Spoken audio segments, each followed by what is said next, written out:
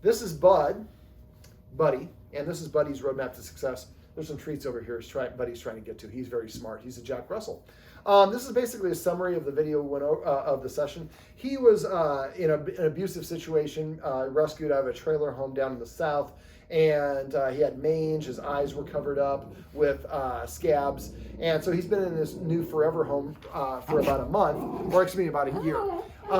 Right there, he gets a little bit worked up. There's a busy street here, and when he hears stuff on the street, he gets a little bit worked up. So if I talk to the guardians about maybe getting him some exercise, a little bit more exercise, we'll talk about that a little bit. One of the things we can do is cookie in the corner. So I've got 4 treats. I'm going to say, find, and I just gave him something to do. Nice. And the guardian would either click or say nice every time that he licks one of those things up. Nice. And eventually, you could just say, hide some treats in there when he's outside, just leave them on the floor, bring him in the room and say, find, and point in the direction, and then he'll go around and start looking for them. And you can also Google scent games. There's a lot of different things, games that you can play. And a dog's nose controls 60% of their brain. If he's sniffing, what is he not doing? He's not looking out the window. You can't see him if he's off camera. He's sniffing the ground, zoning. Well, dogs burn more energy by using their nose than they do on a walk than walking. And so if he's using his nose, we've redirected his attention and we've given him something to do and we've drained some energy. So we accomplish multiple things. We could also play tug of war. The guardians need to check with his vet because he lost a lot of teeth. But if he plays tug of war, have him tug. And when it's ready that you're ready to stop, you're tugging and you take a treat and you hold it up against his nose. As soon as he drops it, you say nice and pop the treat in his mouth. And then wait for him to settle down. When he settles down, take and hold it up there. Remember, we're going to use a command word. We're going to say the word before the action if we're 90% certain the dog will do the thing. The more you say a word, the less you mean it. So if you have to say it more than twice, then you should probably just go to using your marker word, which is the word nice. So I'm going to tell him to sit. Nice. So when his butt hits the ground, I say the word nice, and then I follow it by a treat. The guardians have already primed and loaded the clicker. Actually the clicker and the marker word. Nice. That's a perfect example of it right there. That's passive. That's celebrating. We're not to that point yet. But we're going to do it is, so he jumps up because he's used to getting attention from his guardians that way. I'm just becoming boring. I'm not moving. I'm talking still. And you can see he still wants, he's making it clear what he wants. But as soon as he jumps down and SITs, then I'm going to give him what he wants. But if he does that, it just causes me to lean back and cross my arms. So it didn't work for him. I'm not using any punishment. I'm not chastising him because any attention is validating. What I'm doing is just waiting for him to do the thing that I want. And then sometimes it's hard. If you use a Dremel, you can actually make the nails so they don't have scratch quite so much. But as soon as he SITs, I'm going to say the marker word. And I could say it and have him do it, but I just want him to do it on his own. So that's a form of operant conditioning. So every time that he SITs, David says nice and gives me a treat. So David must like it when I sit. So instead of scratching and jumping up on David, I'm going to start sitting in front of David, and that's what's going to give me the treat. I like watching your tail go down. See if you're going to figure this one out. You're very determined, but you are a terrier.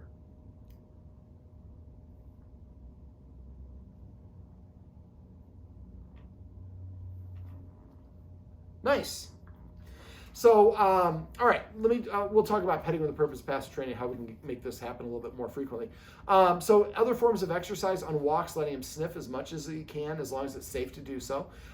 We could also play fetch. He's got a back leg issue. Just make sure you talk to Dr. Michelle or whoever it is that you want to talk to about it. Just make sure that those activities are good for him. We don't want to cause him any more problems. We could also cookie in the corner, Googling scent games. Those are great ways to burn energy. We could feed him out of a snuffle mat. We can get a tricky trainer or a tricky Omega Paw tricky treat balls. Hard word to remember. And that's the orange ball that I showed you that you can actually put on the floor full of his kibble. He's got to move the ball now in order to get a couple pieces of kibble to fall out, or use the snuffle mat for that. So if we come up with ways to proactively exercise, remember he has energy bursts at sunrise and sunset. And then there might be like times where the traffic's a little bit busier or kids are walking by. Remember, we can set them up for success by exercising them first. So the idea is to come up with a rhythm where we're getting a maybe physical exercise, then some mental stimulation about an hour later, then some physical exercise, then mental stimulation about every 2 or 3 hours. Remember, if he comes up and he's mouthing you, or he's pawing at you, or he's jumping up, or he's nudging you, he's saying, I've got too much energy, man, I'm bored. Can we do something? Take him out for a walk, do a little bit of training. And then when you get done, then you can bring him back inside and he's not going to do the scratching or the mouthing and all the rest of that stuff. None of them are really super bad, but he does this because this works. Sit. Nice. So I just disengage and become boring when he does the things I don't want. He scratches me. That doesn't work. But sitting does. And after a while, he'll start offering a sit. And when he does, make sure you recognize and reward that. We also talked about the importance of rules and structure. A lot of times we have a rescue dog like him that's coming from a tough place. We feel like, well, I don't want to be mean to him because we think of rules as mean. But for dogs, really, the more structure and rules and guardrails we put in place, the more secure and confident they feel, because also they see us acting like leaders. And so I suggest the guardians don't let him in the kitchen when they're preparing food, not around them when they're eating. Also to use pre-max. Pre-max means that he has to do something for us before he gets something for himself. So if he wants to go outside, tell him to sit at the door. If he doesn't sit, walk away, wait 1 minute, preferably with you sitting, and then go back to the door after 1 minute, tell him to sit again once. He has 2 seconds to sit. If he doesn't sit, then I walk away this time for 2 minutes, then I walk away for 4 minutes, then for 8 minutes, keep doubling the length of time. And as soon as I say sit, and he sits, nice. Then I open the door and let him outside. This will condition him to go sit at the door to say, can I go outside, please? So we can also do this with sitting before we prepare his food, sitting when we're playing fetch, sitting on each corner as we're taking a walk or things along those lines. He has an aversion for the harness, and so the guardian pulled it out and then he kind of walked over here. So we did a CER. So remember, for the CER, you're going to have a handful of treats in this hand and the harness in this hand. And we're going to start off with both of them behind. We flash the harness. He looks at it. We say yes, or excuse me, his word is nice. Then we pull around and we give him a treat. Then we hold it again. And after we do that a couple of times, nice.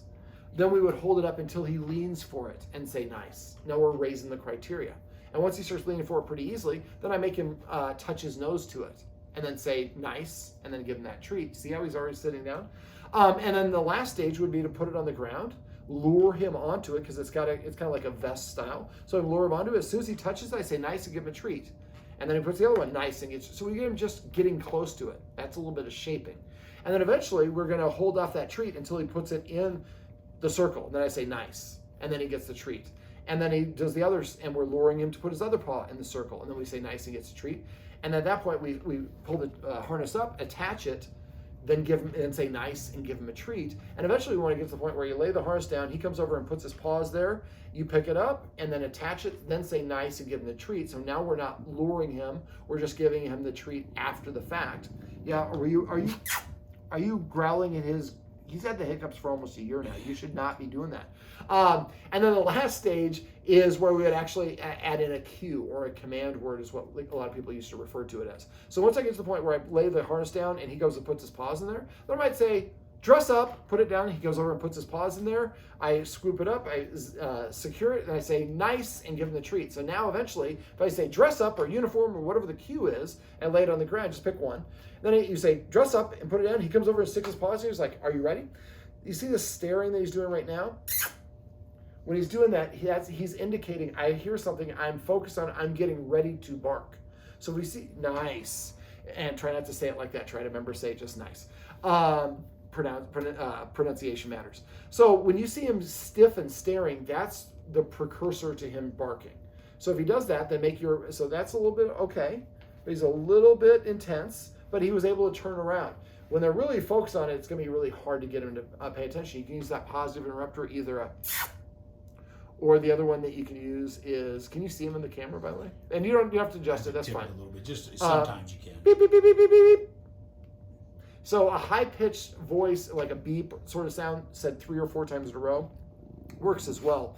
But basically, this is a nice way to redirect his attention and then play a little cookie in the corner or whatever it is, so we give him something to do. But again, if he does it multiple times, we can exercise him ahead of time, or we can just do a little bit of training when this sort of thing happens. Find it. There we go. Give a dog something to do. Nice. We also want to, we went over, nice. Let me see. So other opportunities for Premax would be sit before I invite you on the couch, sit before I pet, which I'm going to talk about in a minute, sit before you open the door to go in the basement, sit to open the door to come inside versus outside, sit before I let you in the car or out of the car. So a lot of this involves sitting, but sitting is kind of a little bit of a more subordinate position for dogs. And also if a dog sits, it's an indication it feels pretty confident. We don't sit down, we're about to get mugged. So if he sits, that's a good indication that he's relaxed. So if he won't sit and he normally should, ask yourself, is there something in the environment nice that he might not like? Now right there, I said nice, nice, and petted him when he came to me. I didn't ask him to come, but that's still a cue. I want him to come.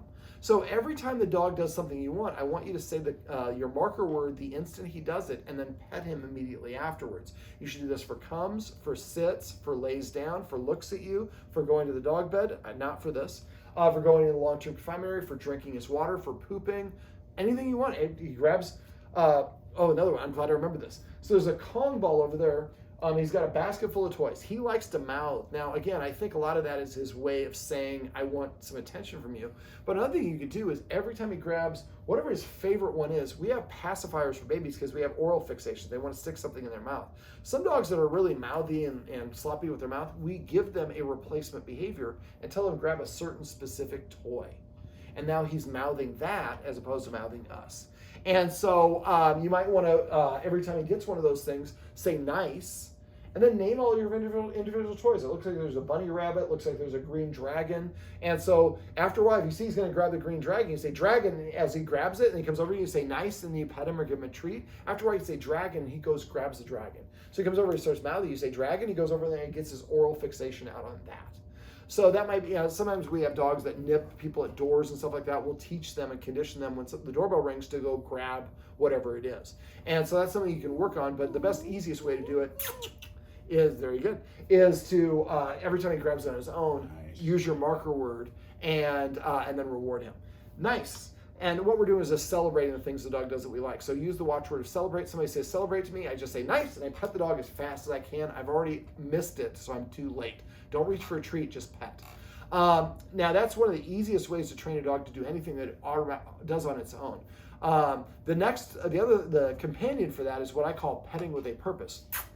So if he comes over to me and he nudges me for attention and I pet him, he's telling me what to do. And so instead, if he nudges me, I would say sit. If he sits, I say nice. And then I pet him under his chin, on his chest, or on his shoulders, and I pet him as much or as little as I want. So if he tells me what to do, pet me. Jumping up on my lap, nudging me, mouthing me, I tell him to do something else. If he does what I want, he gets a reward. If he does not do what I want, I lean back and just watch TV or do something else. Playing hard to get works great for dog training. So let him know, I got 18 other things going on. I made you number one, but if you can't sit, buddy, no big deal. I'm not going to punish you. I'm not going to get mad. But now I'm watching TV. You missed your opportunity. This will increase his respect for you as a leader. This will help him practice basic obedience. It will help him with this boost of self-esteem and confidence because he's earning the affection. Number 4, it makes your pets more valuable. You're not just giving these out willy-nilly. I have to earn these. And that will help, all those things together will help with his confidence. We also went over marker words. We've talked about that throughout, but marker word for him is nice. And the Guardian also, I gave her a clicker. I believe she still has one somewhere. She doesn't like wearing clothes with pockets for some weird reason. Evidently, she's on Star Trek.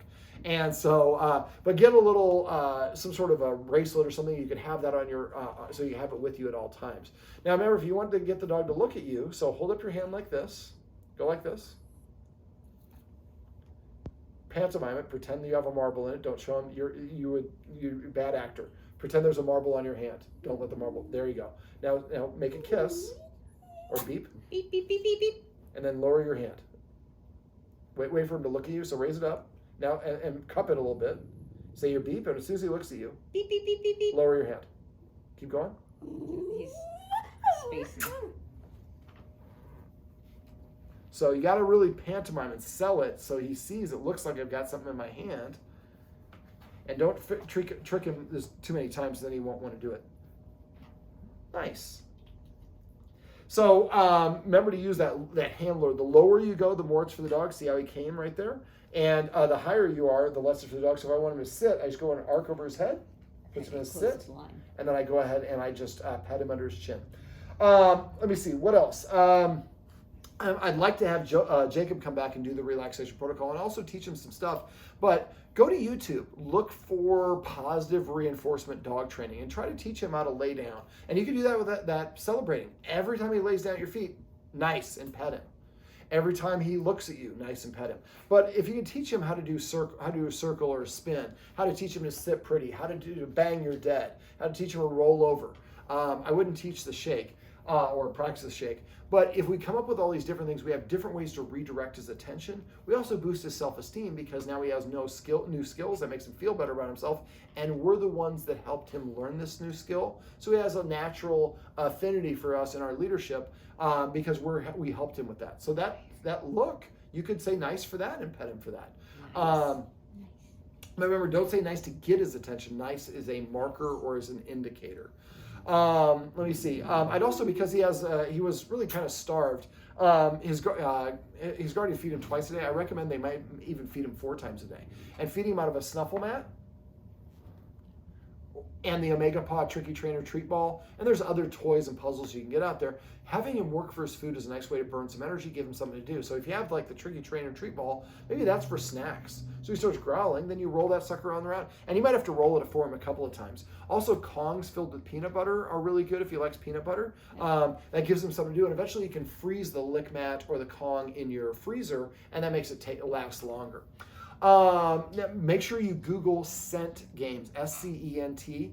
Now, saying find it is really the introduction. So now we've incorporated a cue that means find it. So eventually you can leave 5 treats over there, bring him in from outside and say, find it, and then he'll go and find it, and you click or say nice each time he licks it up. But remember, normally when we use our marker word nice, we're using it for the action, almost never when they get the treat, unless getting the treat is the action. So a lot of people, that mistake they get into, they go, sit, nice, as they give it to him. So we'd say nice for him sitting, then give him a treat to pay him for it afterwards. The Guardians also, we're looking for a couple of different dog trainers, and one of them, I think, told them about the spray bottle. That's a form of aversive training. It's not a huge abusive thing, but it works in the concept of punishing the dog for mistakes or as a threat. I would prefer to be proactive in getting the dog the exercise that it needs, so it doesn't mouth and nip, because I've taken care of its physical needs and its mental stimulation, as opposed to saying, I don't like that. That's essentially saying shut up. But if somebody's trying to tell you something, you just keep on saying shut up. And then what they need to tell you, they think is really important. Shut up is not going to stop them from doing it. So listening to them. So right there, tell them to SIT. Sit. Sit, bud. Bud, sit. You sit. So use your hand in motion. Sit. Lower it over his head. So remember, like this. Nice. So just kind of an arc over their head. You want to get their head going up, but try not to say it. So that right there, that was saying sit 4 times. And so with each other in the house, you might want to come up with a watchword, say maybe repeat or rerun. That means you're saying the word a whole bunch. We just stop, and then we go back to using the marker word. Also remember to use the watchword of paycheck if you suspect someone's petting without a purpose. So if somebody sees that I'm petting him and he's not standing or he's not sitting, so they say paycheck, I would just say, oh, sit, nice. And then I would turn and tell the person, I actually asked him to sit. You just missed it. He was standing up because you opened the door. He stood up, and I continued petting him. But thank you. I do forget to pet without a purpose. So remember, the watchword paycheck means that I suspect you're petting without a reason. Petting with a purpose means that if you want to pet him or he wants you to pet him, you tell him to sit or lay down first. If he doesn't get the attention. If he does, you say a marker word and give him attention. And use the watchword of celebrate. So if he walked up to me and somebody says celebrate, that means I should say nice and start petting him as fast as I can. Because that means that I missed an opportunity to reward a desired behavior. The more you reward him for desired behaviors, the more he's going to do those behaviors, and eventually that becomes a habit, and he'll come and sit in front of you to ask for attention, because that's what always works. Come here, buddy. Do I have to pull out a treat to get you on my lap? Come here. Can I pick you up? Oh, yes. Well, this is my buddy, Bud, and this is Bud's roadmap to success. Remember, when it comes to dogs, everything you do trains your dog, only sometimes you mean it.